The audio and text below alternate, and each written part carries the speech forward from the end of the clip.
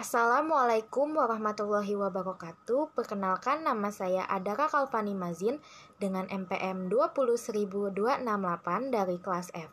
Saat ini saya akan menjelaskan resum yang telah ditugaskan oleh Bapak Ahmad Abdul Ghani selaku dosen Hukum Islam 1. Kali ini saya akan menjelaskan tentang Hukum Islam dari karya Prof. Dr. Haji Supraman Usman, SH. Berikut adalah gambar dari buku Hukum Islam karya Profesor Dr. Haji Suparman Usman, SH. Kata al-din biasanya diterjemahkan dengan kata agama atau religion. Selanjutnya, kata din al-Islam diterjemahkan dengan kata the religion of Islam atau agama Islam. Kata agama berasal dari bahasa Sanskrit. Agama berasal dari asal kata yaitu a berarti tidak dan gam berarti pergi. Jadi, tidak pergi tetap di tempat diwarisi turun-temurun karena agama memang mempunyai sifat demikian. Ada pendapat yang mengatakan bahwa agama berarti teks atau kitab suci. Ada yang mengatakan gam berarti tuntutan karena agama memang memberi tuntutan. Kata al-din dalam bahasa Semit berarti undang-undang atau hukum. Dalam bahasa Arab, kata ini mengandung arti menguasai, menundukkan, patuh, utang, balasan, dan kebiasaan. Agama memang membawa peraturan yang mengandung hukum yang harus dipatuhi.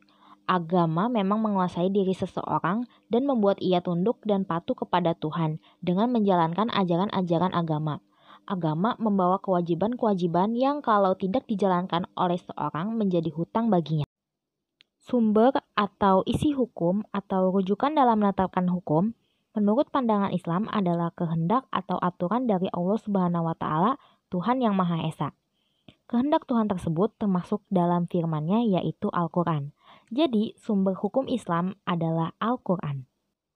Selanjutnya ada prinsip-prinsip hukum Islam. Yang pertama, mengesahkan Tuhan atau Tauhid. Jadi, semua manusia dikumpulkan di bawah panji-panji atau ketetapan yang sama, yang terdapat pada surat Al-Imran ayat 64.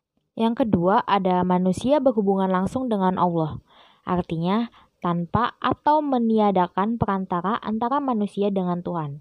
Yang terdapat pada surat Al-Ghafir ayat 60 dan surat Al-Baqarah ayat 186. Yang ketiga, ada keadilan bagi manusia, baik terhadap dirinya sendiri maupun terhadap orang lain. Yang terdapat pada surat An-Nisa ayat 135, Al-Maidah ayat 8, Al-An'am ayat 152, Al-Hujurat ayat 9. Yang keempat, ada persamaan di antara umat manusia, persamaan di antara sesama umat muslim. Tidak ada perbedaan antara orang Arab dan Ajam, antara manusia yang berkulit putih dan hitam. Yang membedakannya hanyalah takwanya, yang terdapat pada surat Al-Hujurat ayat 13, Al-Isra ayat 70, dan beberapa hadisnya. Yang kelima, ada kemerdekaan atau kebebasan. Artinya meliputi kebebasan agama, kebebasan berbuat dan bertindak, kebebasan pribadi dalam batas-batas yang dibenarkan oleh hukum. Yang terdapat dalam surat Al-Baqarah ayat 256, Al-Kafirun ayat 5, Al-Kahfi ayat 29. Yang keenam, ada amar ma'ruf nahi mungkar, yaitu memerintahkan untuk berbuat yang baik dan benar, diridhoi oleh Allah Subhanahu wa Ta'ala, dan memerintahkan untuk menjauhi perbuatan buruk, merugikan manusia, dan bertentangan perintah Allah Subhanahu wa Ta'ala, yang terdapat pada surat Al-Imran ayat 110.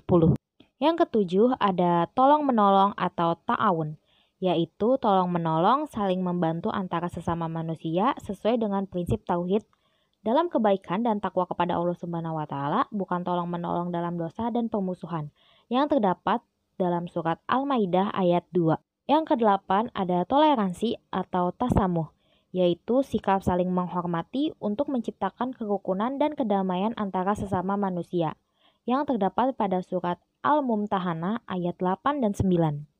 Yang kesembilan, ada musyawarah dalam memecahkan segala masalah kehidupan, yang terdapat pada surat Al-Imran ayat 159.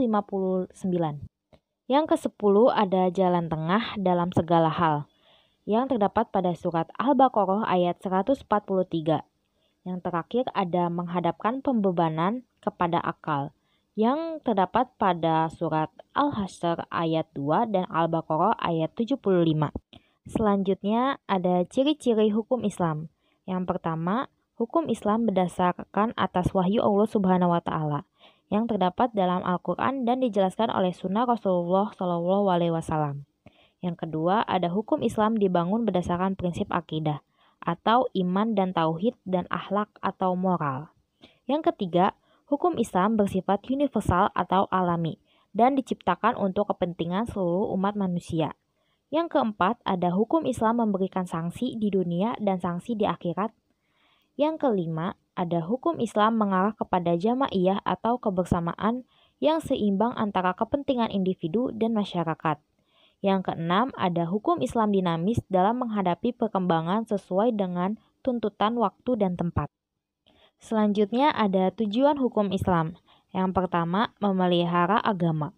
Agama adalah sesuatu yang harus dimiliki oleh manusia supaya martabatnya dapat terperangkat lebih tinggi dari martabat makhluk lainnya untuk memenuhi hajat jiwanya.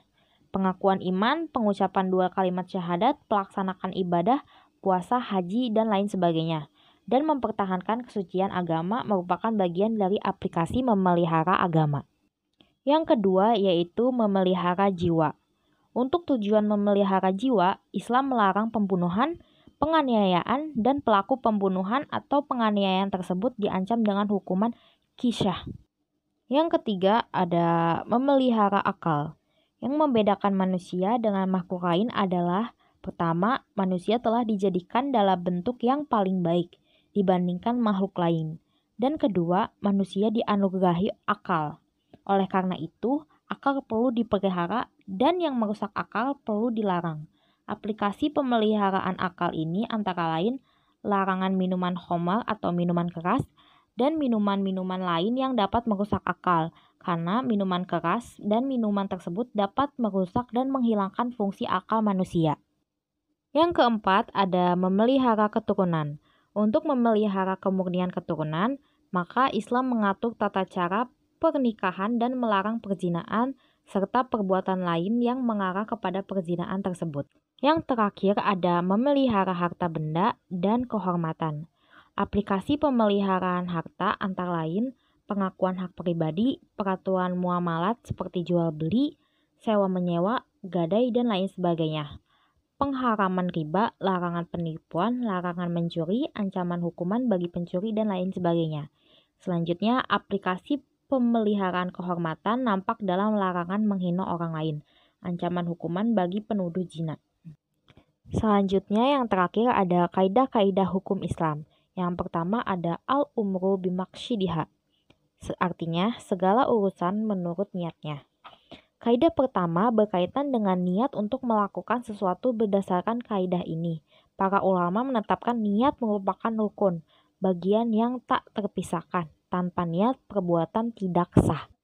Yang kedua ada al-dohroru yuzallu, yang artinya kemudaratan harus dihilangkan.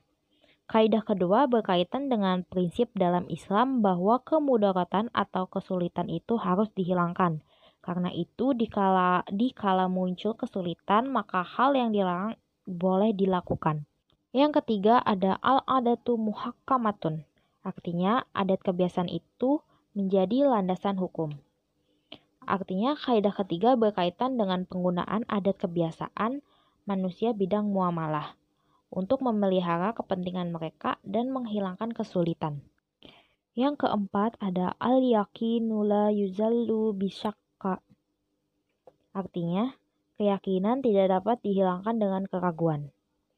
Kaidah keempat berkaitan dengan prinsip bahwa sesuatu yang sudah diyakini tidak bisa dihilangkan dengan keraguan. Hukum pokok ialah tetap yang telah ada atas apa yang telah ada, hingga timbul keyakinan ada perubahan atasnya. Yang terakhir ada al-masyaqqatu tajibul al-taisir. Artinya, kesukaran, kesulitan mendatangkan kemudahan. Kaidah kelima berkaitan dengan prinsip dalam Islam bahwa Allah Subhanahu wa taala menghendaki kemudahan dan tidak menghendaki kesulitan. Oleh karena itu, dikala muncul kesulitan, maka muncul kemudahan untuk mengatasinya. Sekian resum yang bisa saya sampaikan, kurang lebihnya mohon maaf. Wassalamualaikum warahmatullahi wabarakatuh.